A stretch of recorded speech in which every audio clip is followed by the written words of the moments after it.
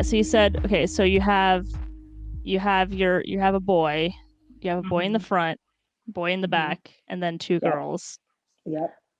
And are because they're so close in age, are they pretty tight? No, they fight a lot. They either really like each other or they fight a lot. So it just depends. And the youngest boy looks up to the oldest boy, but they fight too because he's like, "You're little," and so. Right. But I'm praying Right. and hoping when they mature and they get older that they'll be close. That's Sounds like my I'm siblings. hoping Yeah. Yeah, for. Yeah. it happens. It happens. But they'll be like best friends later in life and Yeah, I argue hope less, and it'll that's be my great. prayer. That's my prayer. Uh, how long have you been married? Because I think I read Yeah, that obviously because you have a couple kids. yeah. Almost 14 years. It'll be 14 years in Oh, June. wow. Okay. Hmm. Yeah. Congratulations. That's Thank awesome. you. Yeah. I Yeah, it was a good always, one. because I work weddings. I always ask people how long they've been married all the time. And I always, because Hmm. I'm a big proponent of marriage because I feel like a lot of people kind of hate on it a little bit, where I especially know. with social media, Hmm. where they're just Yeah. like, well, I just left my marriage to be my authentic self, and I'm Oh like, my gosh, I can't stand it. it's the I worst. So can't. whenever someone tells me they've been married, I'm just like, congratulations, good job, Yes. keep going. That's awesome. I know. It's awesome when you have the right perspective it going into it in the beginning. Like my husband, one of his vows was, I want to be a covenant keeper because there's a Hmm. way of God's covenant with us that he'll never leave us or forsake us, you know? And so when you go into it with that mindset, but they've had that character long before you've gotten married, you tend to look at marriage differently even when hard times come. You know, I couldn't imagine starting over with someone else after I built so many years with my husband. Like, Hmm. it's not even worth it. Yeah. So Right. You're stuck with them. You're stuck with them for life. yes, Got to make I it like work being and make it stuck with flourish. him. Exactly. No better person I'd rather be stuck with.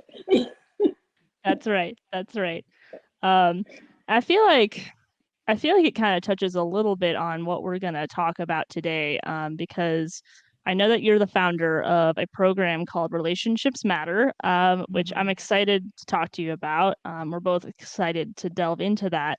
But I know that you kind of have a story, kind of where that was rooted in. And so Mhm. I kind of felt like it'd be good for you just kind of just tell us, who you are and just kind of start diving into that story a little bit. And I'm sure as you talk, Connor and I will have some questions for you as well. So Okay. go ahead and just start off doing Yeah. that for us. Okay. Well, my name is Toni McFadden, and I am a pro life speaker and author. And my heart is for people. But it didn't always start out that way. I think each and every one of us are born into a foundation, and it's either built on something solid or it could be kind of sandy and shifty. And that's kind of how I grew up. I never had a strong picture of marriage in my life. My dad's been married 3 times, and I don't have a relationship with my biological mom. She's just into struggles with addiction. So I've never really had a relationship with her, but my dad was the one who really fought for myself and my other siblings. So I I would say that when you don't have Christ as your foundation, you're looking for anything to give you worth and identity. And I unfortunately got that through guys. And I'll skip to the part where one of my most significant relationships was in high school. I was dating a guy that was a year older than me, and we dated kind of off and on for 2 years. It was not the best relationship. And I think as teenagers, you're kind of expected to know how to do relationships, but you kind of just follow whatever you kind of see unless someone's really teaching you Hmm. this is what relationships are Mm-hmm. supposed to look like. So, like I said, he was a year ahead of me in school. He was a football player, tall, handsome, you know, very attractive. And I was very insecure. And I just remember him going off to college and thinking, I'm probably going to lose him. And I'll just be blunt and vulnerable. Hopefully your audience does not matter, but it doesn't take offense. But I really thought if I had sex with him, then he would stay with me. And that sounds foolish coming out of my mouth now. But again, when you don't have purpose, when you don't have your identity flowing from someone who brings life to you, these are the types of things I think you do, because we're very selfish without Christ.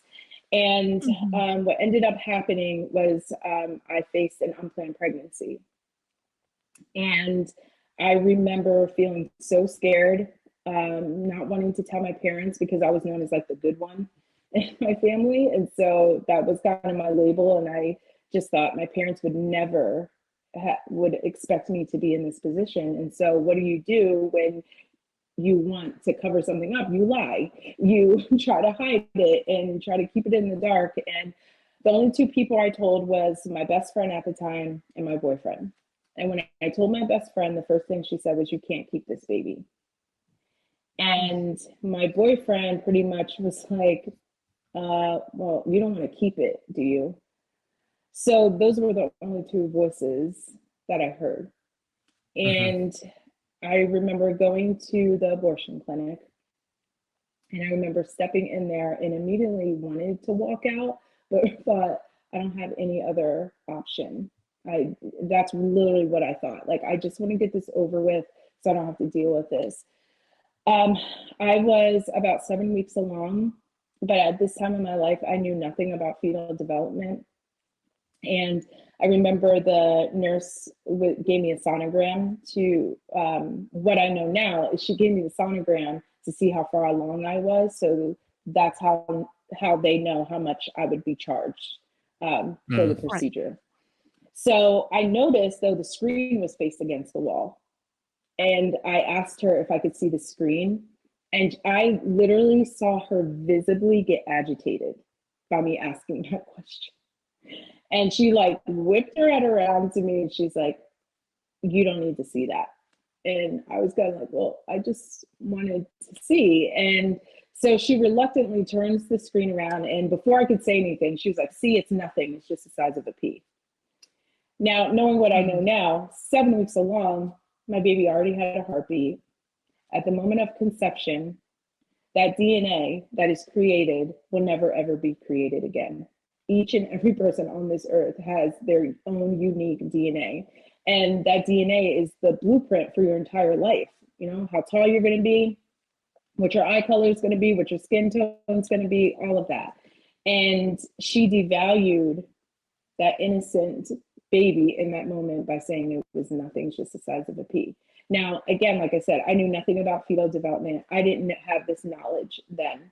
And they love that. You know, they love an uneducated girl. So I knew it was a baby.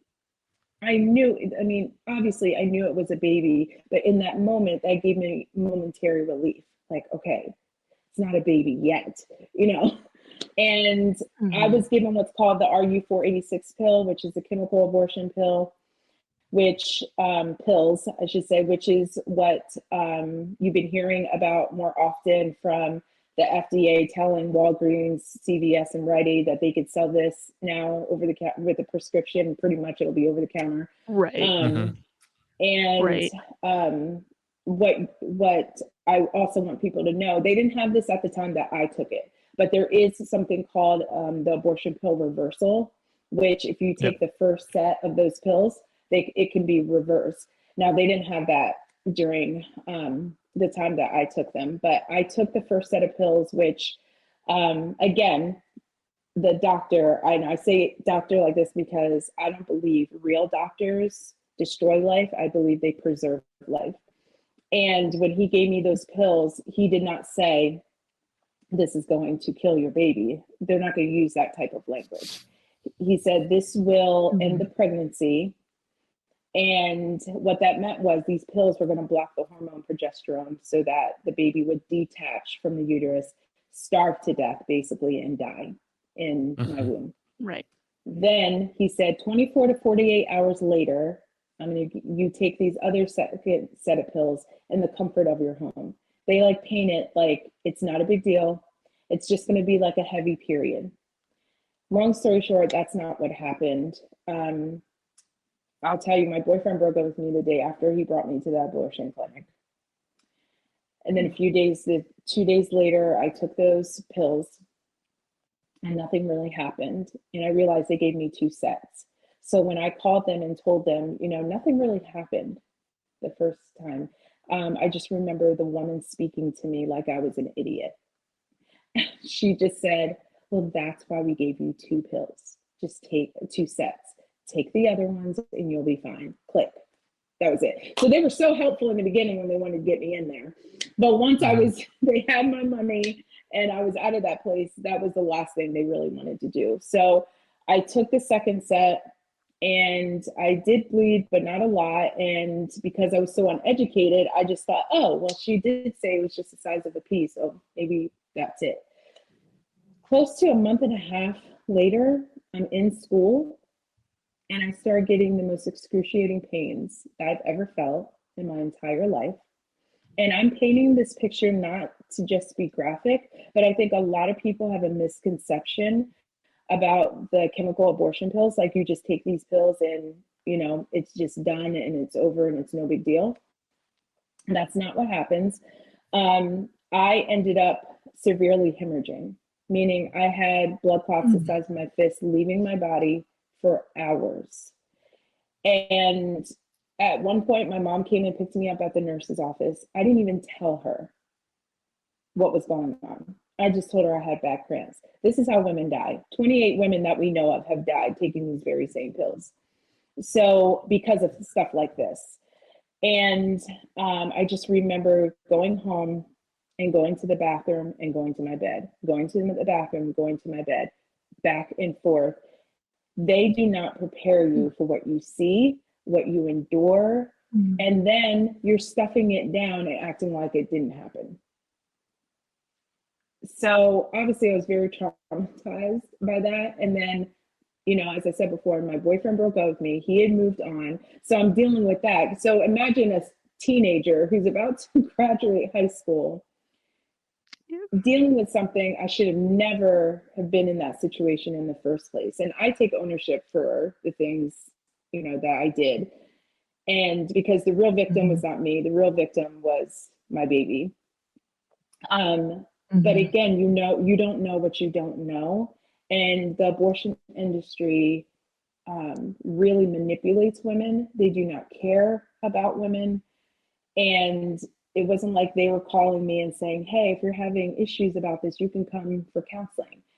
I just stuffed it down and tried to move on. So I could move on to the next part of my story unless you have some questions, if there's some flowing.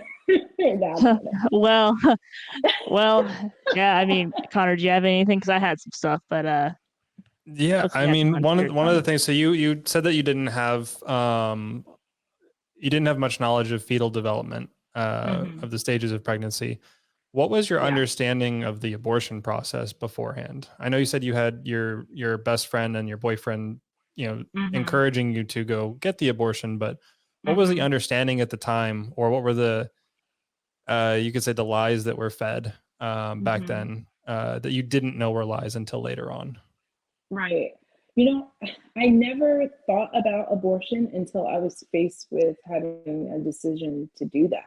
Like I just never thought about it. And I think a lot of girls end up, because even though if you have sex, you can get pregnant, but no one thinks that's going to happen to them. So I guess I didn't know anything about the procedures. I didn't know, and I was just trusting them because they're medical professionals. And I'm like, they know better. I'm just a kid. Like, I don't know. I just don't want to be pregnant. That's all I knew. And so it's not like all the information we have today, where you can just click on your phone and you have, Live Action, and you have Students for Life, and you have all these organizations who are doing such a great job educating. You can't get away from it. I'm aging myself. This was 1999.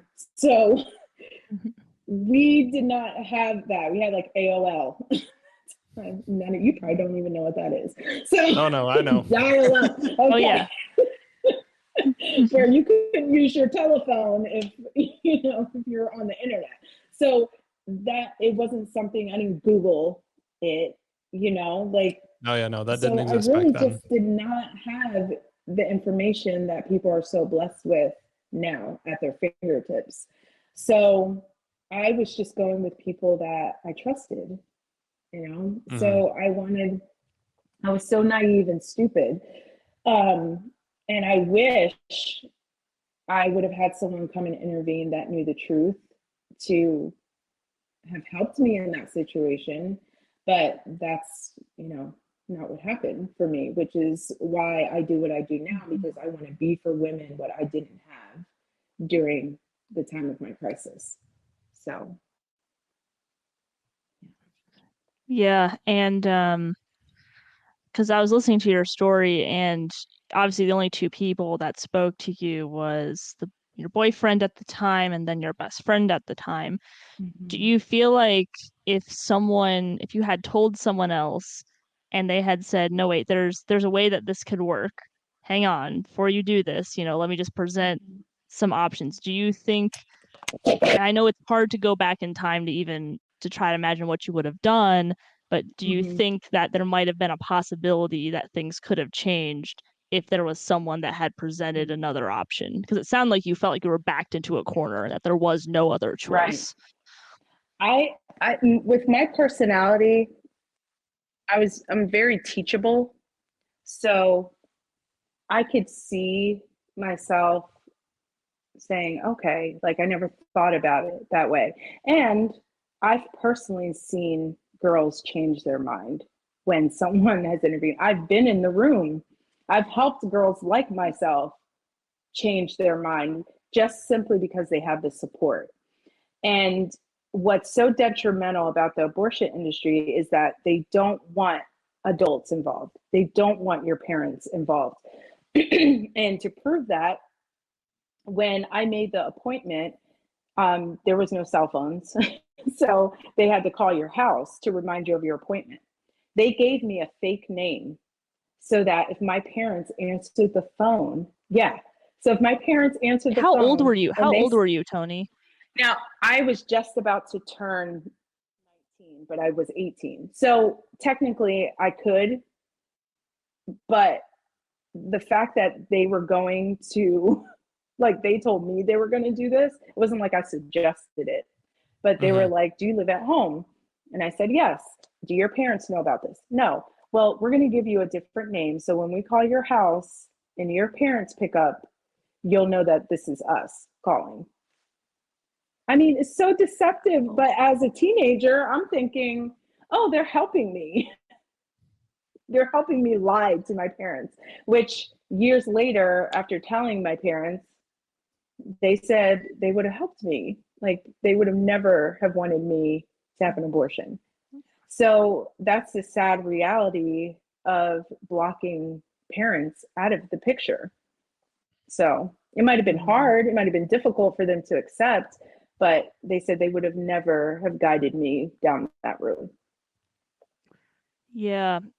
No, and that's what I was asking you, because I feel like there's at least a lot of stories I've heard where they felt like they had no choice. Like that they're basically said, abortion, this is your only option. And if you get this abortion, it's just going to be over with. It's going to be done. And obviously, you'll get into the story, but that's obviously not the case. And I know we'll probably get into this a little bit later in our talk, but I know you said you're so stupid and naive, and I know for a lot of teenagers, like their brain's just not fully there yet. Like they really can't foresee the long-term risks. Even with sex, even with something as critical as pregnancy. So it's hard, I wouldn't necessarily obviously blame yourself too much. I know that sometimes we're not giving teenagers the education that they need on these types of things. So just for any teenager, that might be listening, it can be hard to navigate, especially with all the different voices that are Right. whether it's on TikTok or Instagram or something that your friends are telling you. It can just be really difficult. So Yeah. Yeah. but let's go ahead and just keep going with your story. Which, and I do want to say one more thing, and then I'll stop talking. I promise. But I do actually appreciate. I know you kind of apologize for being graphic, but I actually think it's important too, because I think the media, like you said, they paint it like this calm picture. And I think sometimes you do need the brutal truth of Right. what this actually looks like. Mm-hmm. This this abortion pill is not a Tylenol. It's Right. much more than that. And it has Very severe aggressive. consequences. So I do appreciate you being so open about it, because I know that has to be really hard to talk about and go back to. So we really Yeah. appreciate it. Um, let's go ahead and just keep moving forward with your story. Yeah. So you've had this abortion. You've experienced a severe hemorrhaging. It's kind of done with. What happens after that? I pretty much pushed it down and just tried to move on with life. I graduated. I didn't go off to college right away, but kind of dealt with the whole drinking scene, going from relationship to relationship. So it was definitely, I don't think it was just because of abortion, but definitely helped to like numb all the stuff that you don't want to think about. And then I did end up going to college locally, and then I transferred to Westchester University. And that was a huge change for me. I think there's something about being at college that you're like, who am I? What am I doing? Because I think people expect you to know what you're doing. And I was like, I don't know what I'm doing. Mm-hmm. So No. I went through another breakup, and he was from my hometown. So I'm like I'm 2 hours away from home. It was just the beginning of the semester, maybe a month and a half in.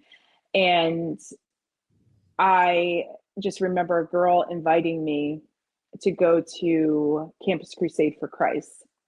It was a meeting they would have on Thursday nights. And she knew I was kind of, struggling and stuff. And I had grown up going to church here and there. It wasn't consistent, and it didn't really change who we were day to day. But, I think it's kind of a cultural thing sometimes in the Black community as well. And so I knew about God, I knew about Jesus, and I probably would have said I was a Christian, just being like, oh yeah, Jesus Christ, but it had no meaning really. So I was in this like desperate place, and I remember saying, yeah, I'll go. Like, it sounds fun, whatever. And so I go, and little do I know, like, I believe that the Lord set that night up just for me. Like, he's that personal and chases after us and pursues us so much because he knows that there's something so much better in him that we're really seeking. And so I remember walking into this auditorium, and there's like over 200 students there. Now, this is Thursday, which is usually a drinking night, Thirsty Thursday. Most people aren't choosing in a college campus to come and worship God. But I remember stepping in that room and just immediately wanting to cry. And I could not understand why. I'm like, where is this coming from? I don't get it. And I just remember seeing their faces and their hands raised in the music. And there was just like, it was peaceful and it was joyful. And I guess I hadn't been in that kind of presence in so long. And I think it was what my heart and my soul was longing for. I just didn't know it or know how to put it in words. But I remember going back in my room that night, and my roommate had gone home early for an early weekend. I remember busting through the door, and I just shut my door, and I just started bawling. And I just said this like childlike prayer on my bed. I was like, I don't like who I am. I don't know what I'm doing, and I need help. And I didn't have like the Christianese words, but I just believe the Lord stepped in and intervened in that moment. And he just, from that moment on, my life just started to change. And he was surrounding me with people who loved him, surrounding me with people who knew him, who were discipling me, and helping me see that my worth was not in men, but my worth was in him. And I didn't want to be in any relationships. I was like, I'm done for now. I just want to know God. I just want to know who I am.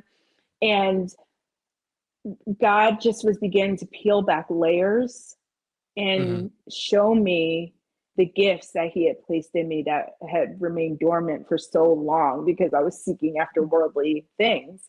And I've always been on an accelerated course with the Lord. It's just always been like that. Like my eyes get open to something, it's like I'm in the next thing, and I'm like, how did I get here? And so fast forward, I end up working for a pregnancy resource center. Now, I never thought in a million years I would talk about my abortion, because even after being a believer for 3 years, I did not tell anyone, because I thought that was the one thing Christians wouldn't forgive me for. And because I never really heard it talked about at church in those 3 years. And when it was talked about, it was more focused on the babies that were being aborted, which I understand, but it wasn't talking about the women sitting in those chairs, in those seats, who had abortions in their past. So I was like, I'll just keep that between me and God. Like, I'm not. But God loves us too much to keep us where we are. And so I just remember reading a parable. No, it wasn't a parable. It's a real story from the man who's paralyzed, and he's sitting by the pool, and Jesus asked him, do you want to be well? And I remember the Lord asking me that, do you really want to be well? Because if you really want to be well, you have to allow me to bring up all these dark places that you want to keep hidden, because I have a purpose for them. And that was my abortion. And he brought someone in my life for the first time that I could share my abortion with. And I didn't know that she worked for a pregnancy resource center. And what she did was she spoke in schools on saving sex for marriage. And I was good at that. Like, I was good at talking about that part, but not the abortion part. So when our lives came together and I told her my story, she was like, do you know how many girls need to hear this story? And I was just like, okay, Lord, like, whatever you want. Like, my life is yours. It's not mine. And so I started working for his pregnancy resource center, and I would go into middle schools, high schools, and even colleges. And I would speak on saving sex for marriage, because I was walking that out myself.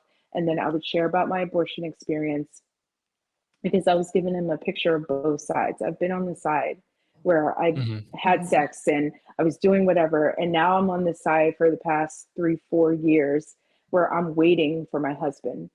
I don't know who he is. I don't know when he's going to come into my life, but I'm making decisions now to love him, even though I don't know who he is. And that's where the relationships matter comes in, because God created us for relationships. But yeah, the world has tainted them, and they're worshiping sex when that's not what it was created for. And I didn't realize that until I became one with Christ. And sex is a gift, and that it should be held with value and worth, because in the right context, it's very beautiful and it's sacred. But outside of that, it causes destruction. And I've been on both sides of that. And so I was sharing my story and seeing the impact of that. And I remember being like 25 at one point. All my friends were getting married, and I was like, oh my gosh, I'm never going to get married, thinking that. but I'm like, this is worth it, because it's not like you don't struggle, because I've experienced it, and I had one boyfriend for like 8 months, and it was powerful because it was the first boyfriend that I had that was not focused on the physical. And I really believe, because it wasn't focused on the physical, we could figure out very quickly if we were meant to be together, because it wasn't clouded by hooking up. So after 8 months, it was very clear, not because he wasn't a great guy and there was nothing wrong with me, but just because our lives were going in two different directions. And it was the first time where my heart was given back to me in one piece. And he didn't take something from me that didn't belong to him. And I didn't take anything from him that didn't belong to me, because he wasn't supposed to be my husband. But little do I know, for about 2 years, someone's been looking for me. And this person's looking for me because God has taken a hold of their hearts. And I was someone in their life who they felt like they needed to go back and apologize to. And that just so happened to be the guy that I had the abortion with. He came back almost 10 years later to apologize to me. And here I just see the redemption of what God's doing. Like, he just keeps redeeming. Like, he did not have to do that. Like, he realized, like, before Christ, I wasn't a man. And it was easier. I remember sitting across from him and him saying to me, it was easier for me to walk away from that relationship than have to deal with the fact that we ended the life of our child. Which also proved to me, that takes a lot of guts to do. Right? That takes a lot of guts. Yeah. Right? To come Major back all props to those him. years later. Yeah. And I just remember sitting there and thinking, oh, okay, abortion does not just affect women. It affects men too. Why? Because God has called men to protect. And he didn't do that during that time, and yes, like, I had forgiven him long before he ever came back. But when someone's sitting right in front of you, it's a whole other story. I just never thought I was even ever going to see him again in my life, And so maybe less than a year after we had that talk, he actually put this ring on my finger. So he's the one I married. No way! Wait, see, this is why I don't like to do too much background before I talk to our guests, because I'm like, I didn't know this. This is great. Oh my gosh. Okay, go ahead. I'm done. And so it was, I was blown away just as much as other people who hear that. It was beautiful at our wedding. We got to honor our unborn baby. We just told our guests that we were lighting an extra candle to honor their life, and which was very special to us. And then, waiting and doing things right this time was very beautiful and redeeming as well. And then to have 4 children, it's beautiful, and it's a reminder of what we lost, because that he would have looked like one of our children so that we have now. So, there's pain being on this side of heaven, but I know there's beauty that only God can give out of the ashes. Like, he didn't have to do all of this. Right. Like, him saving me was enough. Like, that was enough. For him to rescue me from myself was enough. But the fact that he would bring the same one who hurt me to come back to help heal me on a different level, and then want to spend the rest of his life with me, and then to be able to grow these beautiful children to know the Lord, is just like, blows me out of the water. Like, God is so good, and I don't deserve it, but I'm so thankful, which is why I love to pour out on other people who are in painful places, who can't see hope yet, because I'm like, he is the only one that brings hope. He is the only one that can redeem all these things that you didn't understand when you were going through them. And he's the only one that has made me strong enough to be able to speak on these things without condemning myself. Because it could be easy to talk about this story and feel guilty, but I really truly believe in the depth of the gospel, that Jesus Christ did what he was supposed to do, and his blood and his resurrection was enough, and that's what I rest on. And his story is my story. So, I mean, it's not mine, it's his. And so, I want to tell it wherever he calls me to tell it. So I love what I get to do. I love being a counselor as well. I'm pursuing my license right now. I have my master's in counseling, but I just love to point people to hope and to let them know that, you know, life is completely in him, and that there's no one too horrible that he can't save you out of that. And so I look at the pro-life view very differently, because I can't be in a place of judgment necessarily, because I've been there. So I think I just have a natural heart of compassion on both sides, because I've been there and I know what it's like to believe the lies, and I know what it means to see the deception and have your eyes completely blind and you have no idea what you're really doing. And you need someone to intervene and open your eyes, you know? So, so I get that. And I get those women who are hurt and who are lashing out. It's because they don't want to admit that they killed their own baby. That's the hardest thing. When I went through post-abortion counseling, that was the hardest thing to acknowledge, that I took the life of my own child. Like, that doesn't get any easier.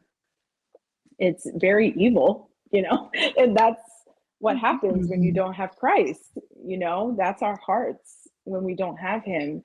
And the fact that he would allow me to now speak on the very thing that I did against him, but in a more redemptive way, only him. So yeah. That's his specialty, you know. That's what God does. I mean, obviously, like everyone, well, if you're of the Christian faith, you think about Paul, the person that was persecuting Christians, and then he then turned Paul around, and he pretty much wrote a good chunk of the New Testament. And that's what he ended up doing. And you know, I think you've painted a really good picture, because I feel like, you know, with abortion, you know, and you have to tell me what you think here. With abortion, like obviously, you know, that was a mistake that you made, and you have to live with the consequences of it for the rest of your life. And there's nothing that can really be done in that regard. Right. But that doesn't mean that God doesn't use that. Okay, this mistake has been made, but we can maybe use this to maybe stop other people from making the same mistake. And I just think what he did extra on top was bringing you the same man again, like that. Listen, I know there's some people that listen to our podcast that aren't Christians, you know, they're not believers. But this is really something that I don't feel like is a terrible coincidence. Like, there is something spiritual going on there that would lead him to come back to you. And it takes a lot of boldness to do that. And I'm sure it took a lot of trust in God to even bring that relationship back together, which I'm sure is a whole story in itself. Because I imagine there were some bumps in the road there, but God is good. God is gracious. Yeah. There's definitely, my walls were definitely up in the beginning. But for the first time, I experienced a man fighting for me. You know, like, he fought for my trust. He fought for my heart. And even when I was all crazy and all over the place, you know, because I was like, what is happening? You know, because I've been sharing our story for like 6 years in the classroom. And I remember the day I had to go back and share, and I was like stumbling over my words, because he had come back and I had never shared any of that. Because girls would ask me all the time, what if he comes? I'm like, oh, that's not going to happen. My husband's testimony is crazy too, so maybe you could have him on. But we might. He's the president and CEO of Pennsylvania Adult and Teen Challenge. I don't know if you've ever heard of that, but so his story, he was okay. You probably have heard of it, but he had been in and out of jail, drugs, all that stuff. So he just, when I became a believer, he just wasn't that standard. Like, I was looking for a Christian man. And again, I never thought I would ever see him again anyway. So when I was sharing about our story in the classroom, it was my story. He was just a person that was in it, and I had gotten over him. He was just, but then when he just popped up, which he found me on Facebook. So technology for the win. Thank you, Zuckerberg. I know. So that's how it kind of all started. But he'll tell you, like, he was so scared. He thought I was going to be married already. But, you know, the Lord put it on his heart, like, there's some people you need to go back and apologize to. And I was one of the first people on his heart that, you know, so Oh, yeah. that's so And now we have sweet. these 4 beautiful babies, which is awesome. So yeah. Yeah. Was he aware of what had taken place in your life at that point when he came back to apologize? Did he know what had changed and what you had been talking about? Yeah. No, he had no idea I was a believer at all. Okay. And then So when he saw, he was taking the risk that he could have showed up and yeah. you could have been like, I don't care, get out of here. Yeah. Not a big Yeah. deal to me, move on. Like, why are you still crying about this type of response? Right. Yeah. And again, like I said, he thought, oh, she'll probably be married, so I won't. And then when he found me, he was like, oh crap, she's single. He was like, I gotta write her, you know. And he was like, then he was like, I was afraid to hit the request to be friends. Like, he was like, oh, she's gonna hate me, you know, all this stuff. What And did you think when you got that friend request? Like, oh were you my just like gosh, shocked and you were just like, oh I my was gosh, am I in actually seeing shock. this? I was in shock. Like, my mouth had dropped open. I remember I had this green laptop and I was like in my bed, and I remember opening it up and I'm like checking my email, and Facebook said, you have a message from Chris McFadden. I'm like, no way. So I go and I check the message, and he's like, hey, I know we haven't talked in a really long time. I'm like, what is happening? I'm like, you know, and I didn't respond right away. But he was just telling me Sure, about what he does. understandable. Yeah. And he like just explained what he does. Like, he was at Teen Challenge, and then I start researching Teen Challenge. I'm like, what the heck is Teen Challenge? You know, and I'm like, okay, you know, and I still not fully understanding. And when I did write him back, and I was like, oh, that's great, you're doing well, and blah, blah. And then after that, he said, well, there's some things that I want to say to you, but I don't want to write it to you. I'd rather see you in person. And I'm like, my heart felt like it was going to come out of my chest because, like I said, accelerated course. I'm like, what is happening? Like, like, I just like, what, how did he just pop up out of nowhere? You know, I remember going to work the next day, and I wasn't speaking anywhere, so I was just in the office, and there's a bunch of counselors in the office. I'm like, someone counsel me. I don't know what's happening. I was Someone so help dramatic. me. I was so dramatic. And they're like, the guy, I'm like, yes. And I'm like explaining, and they're like freaking out. And so I just remember when they were like, are you going to meet him? And I was like, I guess, you know, and he was like, oh, I don't have a car. I was like, I don't know what you're going to do because I ain't coming to get you. So figure it out. I'll tell you, I had an attitude. I was like, I'm not coming to get you. If you want to talk to me, figure it out and find a way to Westchester. And he did. He found a way to Westchester, and we had dinner. And I just remember he had already been there before I had gotten to the restaurant. And just seeing him, I could see God's presence in him. Like, before he even said a word, like, I could tell his demeanor was different, completely opposite person than who he was in high school. So Wow. yeah. Wow. That is quite the story. I'm sure we could keep you longer talking about that. Yes. I don't okay, maybe Connor would disagree. I feel like I get like very emotional about these types of stories. So I'm just we're not gonna push there. We're not gonna go there. But I guess this would be a good point though, because we're kind of reaching the end a little bit to kind of talk about the Relationships Matter program that you've started.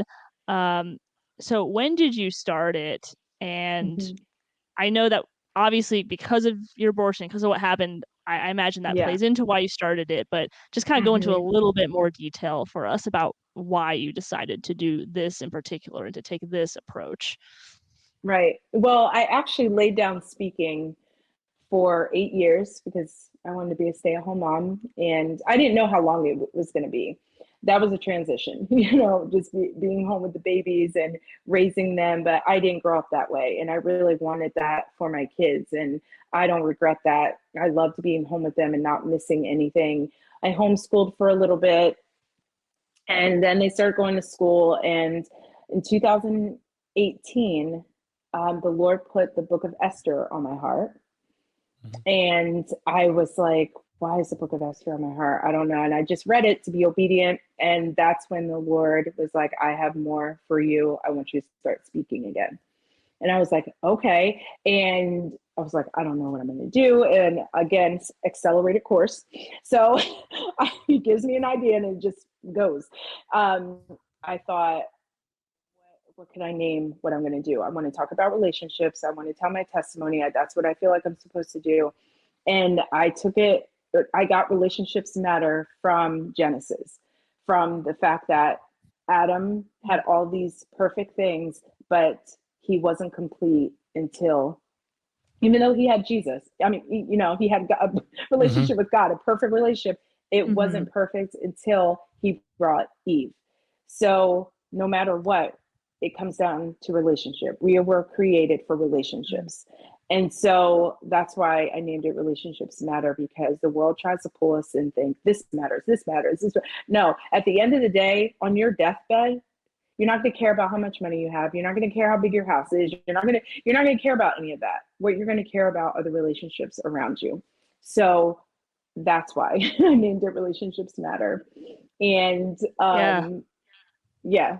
So it was just really obedience. Like I was just trying to hear his voice and trying to be obedient to what I thought he was calling me to do. And then what really set a fire in me was in 2019 when Governor Cuomo lit the World Trade Center up in pink because they approved abortion all the way up to 9 months. And that made me sick to my stomach, that I was like, I have to do more than just talk about relationships. And so for right now in the season, I've been talking more about the abortion issue than I have the relationship part. But I really think in order to get the abortion rate down, we have to value sex and relationships again. So I think that's the root of it. But also I think the reason the book of Esther was on my heart is because the Black community is affected the most by abortion. We're literally dying out because of abortion. And going back to Esther, if she didn't speak up, her people would have been annihilated, and they wouldn't be here. They wouldn't be around. And so that's another reason I'm talk so much about abortion as well, because I want the Black community to wake up, because they prop us up all the time when it comes to abortion. Oh, well, if we eliminate abortion, then Black women and women of color won't be able. And I'm like, stop using us to promote your agenda when the founder was annoying. a racist. So that's a whole other piece that we could talk about. Absolutely. But that's why the book of Esther was on my heart. And that's why I feel called also to talk about the Black genocide that is happening on that end as well. So I think that's a good way of putting it, for sure. Yeah.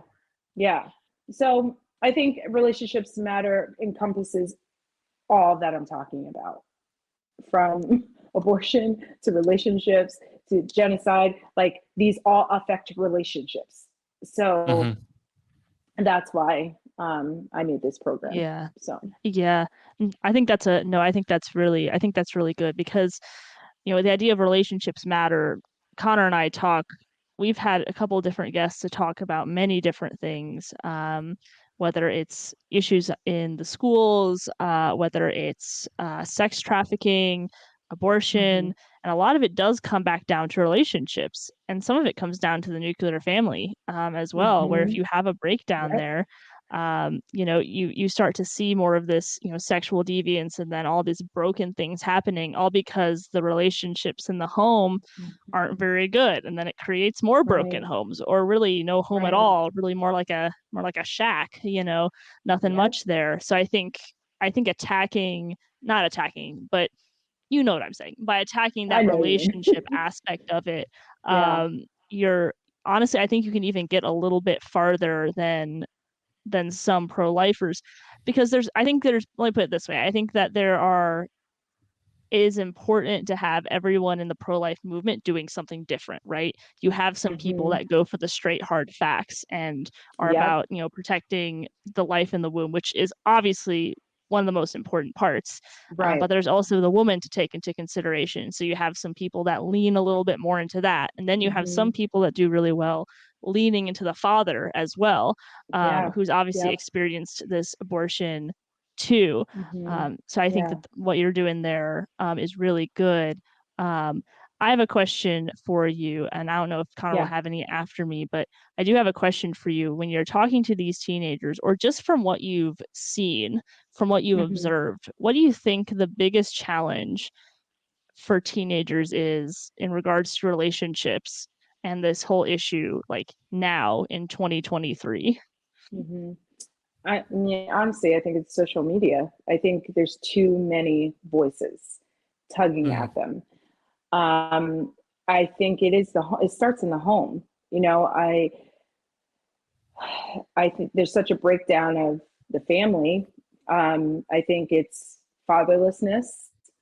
Because I see the difference. I could see that the way my kids are being raised, and because they see their father get up and go to work every day, and they see him doing what he needs to do to provide, that speaks volumes to them, even though they don't realize it.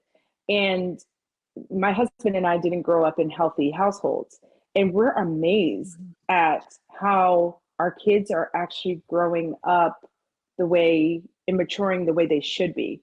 You know what I mean? Yeah, they're exposed to certain things being in public school and stuff. Sure. But they're hearing what we're saying to them. Like, they hear it. And I think these kids just being like this constantly, they don't even know how to talk. They don't even know how to have a conversation. And they spend hours and hours on their phones and not looking up from it. I mean, they'll be sitting right next to their friend, but they're on their phone instead. And so obviously I like social media. There are positive aspects of it. I found my husband. Well, he found me. So there's positive parts of it, but I think they're so engrossed in it. And then media constantly lying. We're combating so much. And obviously we know this is a spiritual issue. It's a spiritual battle. Right. That is the root of all of it. And they're so impressionable right now. And if you don't have that one person, even just that one person speaking life over you, I think it's really hard. I would not want to be a teenager right now in this culture. I would not want to be a teenager. It was hard enough when I was growing up, but now you can't even escape things. You would deal with it at school, and then I could just go home and push it out. Now they have the Snapchat and their video it's bombarding us. And even the bad things that are happening in society, I don't think God created us to be able to handle all of that information all at once. It's a lot of anxiety. It's too much. And I just, like I said earlier, I was at a school board meeting, and I was reading off some of the statistics that the CDC had put out about youth risk, and just how everything is still skyrocketing. Suicide, bullying, online bullying. It's like nothing is going down. Everything is still skyrocketing up. And I just think that they're not listening to older people anymore. It's just they don't know. And all these horrible messages being given to them, I think it also goes down to identity. They don't know who they are. So we need youth leaders like you to be speaking and making an impact on them, because they're so impressionable. Yeah, I agree. Yeah, I think it's interesting that even in a day and age where we have information at our fingertips. And it contrasts with your situation when you were a teenager, where information was not at your fingertips. So you were just isolated in the dark. It was a lot easier to do it back then. And it, technically it should be harder to do now, but now it's an overstimulation of many different sides and opinions on pretty much everything at this point. It's interesting to note that now it's a lot harder to keep somebody in the dark on something, especially like abortion, where they do a search. I mean, the searches can be catered, but they do their due diligence and they look into it. They will find stuff like live action. They'll find stuff, and it's amazing. It's still skyrocketing. Yeah, it is amazing. It's amazing. And I mean, if everyone does what they're called to do, we can make that impact. And one of my favorite things is helping women who are facing crisis pregnancies, and I'm able to help them navigate them towards life, whether they're going to parent or they're going to place the child up for adoption. But I'm able to throw baby showers for them, and I use my social media to do that. I'll just put up an Amazon list, and I'll have people in less than 24 hours buy everything. And it's just amazing. Every time I do it, I'm just so overfilled with joy that people from all over are willing to just purchase things for these women. And I've gotten to do that a handful of times now. And my kids, like, as soon as they see the dining room full, they're like, "Oh, are you doing another baby shower?" Like, I love that they're seeing that and growing up with that. And so it's just actions speak louder than words. So I don't want to just speak about it. I want to be about it as well. And so I got to be the hands and feet too. That's right. And I think it definitely speaks against, the left's point that, the right, and it's not just a right issue. It's, it's really, a lot of it's religious, typically Christian and Catholic. They're very much pro-life. But you're like, oh, they just want the babies born, but they don't care about the baby afterwards. And we've got some areas to grow in there for sure. But I think nothing could be further from the truth. There are a lot of people out there that if you gave them the opportunity, and granted, sometimes we could work hard to find them. There's room to grow, but there's people that would just jump at the opportunity to do something like that. And I think that's wonderful. A question I did have, and it occurred to me while you were talking here, is just from your opinion, because you kind of came back to the church in like early 2000s. Is that accurate? Okay. Yeah. Do you feel like the church has gotten better at talking about abortion and speaking to women since the early 2000s? Or do you feel like it's kind of the same, or is it worse? So in some areas they have grown. Yes. Because last year, even I spoke at a lot of churches, which was awesome, because I was like, okay, Black church, they are not letting you in there. Not talking about it. You said the Black church? Even though I don't separate like that, but the Black churches, you know what I mean by that. Yeah. Yeah, been to some. They don't want to hear any of that. I partnered with Students for Life of America to try to get into HBCUs. They don't want to hear either. I got into two of them, but then one of them, there were some group, it was Black women, wrote an article about me, so that to try to get me not to come to the campus. So I ended up doing it through Zoom, but they just painted this whole don't know anything about me really, but painted this whole picture of me lying basically, and jeopardizing Black women when it comes to abortion. I'm like it is such a fight on that side. So I think we got a lot to work to do on that side. That's interesting. I've never heard that. I've never heard that ever. This is new to me. Yeah. Black women stand in solidarity with Planned Parenthood, and it's sad. It is sad. And then they'll tell me I'm not Black because of my views. Yeah. I'm like, Yep, oh, I there didn't it know my is. views changed my skin color, but you know. Yeah. But Yeah. Black Lives Matter. So, I'll say lastly that I went to Baltimore, Maryland with Students for Life and some other Black women and men, and we painted Black Preborn Lives Matter on the street because they had Black Lives Matter on the street down away, but we did it right in front of the Planned Parenthood there. Oh. And Ooh. and they Ooh. washed it off in like 30 minutes. Wow. Yeah. That just shows you they really Telling, don't right? care about they don't No, care. They don't care. no. Because in Mm-mm. New York, isn't the statistic that if you are, I guess, like a Black, preborn child, you have a better chance of being aborted than you do Yeah, to be yeah. born, which is More Black babies are aborted than born alive in New York City. insane. It's a It's really insane. Yeah, and that's what's so scary about is the truth is right in front of them. Like Margaret That's Sanger the was real a racism. yeah, she was definitely racist, like Yeah, 100% racist. And 100%. the truth is there, and then the statistics They don't back want to see all it. this up.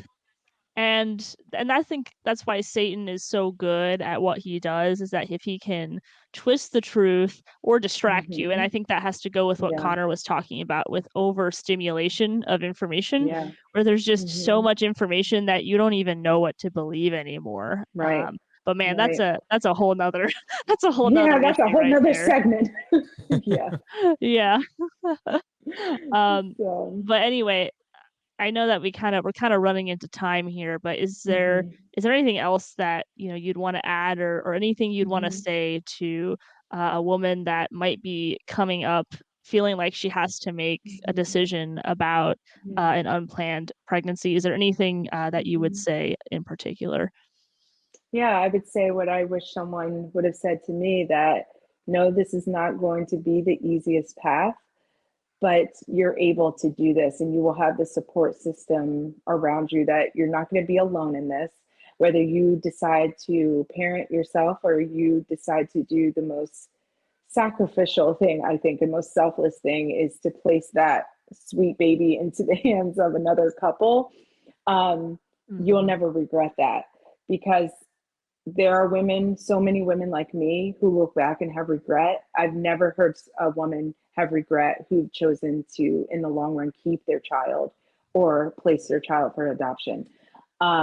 So you're worth more than what the abortion industry says. If we really want to empower women, empowering women is walking alongside them in their crisis and being there for them. And that's what I plan to do with any woman who would ever come to me. And so, on my social media, I'm on Instagram, I'm on Facebook, and I did actually write a book about my story as well. It's called Hmm. Redeemed, My Journey After Abortion, ToniMcFadden.com. So you can go on there to to find it. But And we'll um, make sure we link all of your information as well so Yep, people yeah, can that'll be find linked. you. yeah, yeah. And I would also say to those who have had an abortion and regret it, that Jesus's forgiveness is there, and we just have to take a hold of it, and he can redeem all of that. Doesn't make the regret go away, but he can make purpose even out of that. So Mm. No, that's good stuff. And you said that you do book events as well. mm-hmm.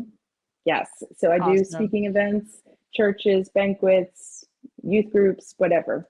So yeah, Awesome. Awesome. I know a lot of that yeah. information is on your website Mm-hmm. as well. We're so happy that you've come to talk to us. This has been a Thank delightful you. conversation. Thank Yeah, you. no, I'm this just has Yes, been this I'm great. is still just awesome. I'm still just so blown away about you and your husband. I'm still thinking about that. I'm like, oh my gosh, this is so great. I love I it. know. Oh, okay. All Yeah, right. I'm good. that's the icing I'm on the good. cake. It really is, though. I just feel like that just adds that extra, chef's Yeah, kiss. God was It's showing just off good a little stuff. bit. He did. He's good at that. I don't know what to say. He's good at it. Yeah, no. But When, man, when maybe he we when will he have wants to your. show off, and nobody else can top what he'll do. No, No, not it's at true, all. man. It's I true. didn't see that coming. So I mean, I wasn't part of the situation, but just listening, I didn't see it coming. Maybe I should have seen it coming. I don't know. But well, maybe one day we'll have your husband on. I don't know. He sounds like an interesting fella too. Yeah, no, it'd be he interesting is to get very. his side of the story, and then what he does at Teen Challenge as well. Yeah. It's awesome. He's doing great work. So that's exciting. Have you guys ever done interviews together? We have. They're like few and far between, just because we do such different things. Like we're both doing life affirming things. Like he's dealing with the addiction part and I'm doing the pro-life stuff. But but yeah, we have done it before. Yeah. Okay. Yeah, might have to consider it. Your people. Yeah, I was gonna say your people and my people have to get together and maybe consider that. Yeah. Yeah. That would be awesome. Oh, that's fun.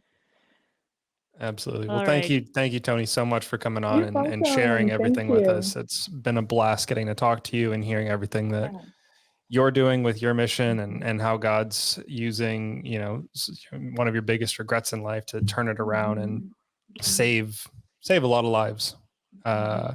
It's a big impact on the community, and we will continue to pray that you can get some impact into the Black churches as well, as it seems to be quite the wall for you to overcome. But God will break that down. Yeah, praying for that too. So thank you. I appreciate that.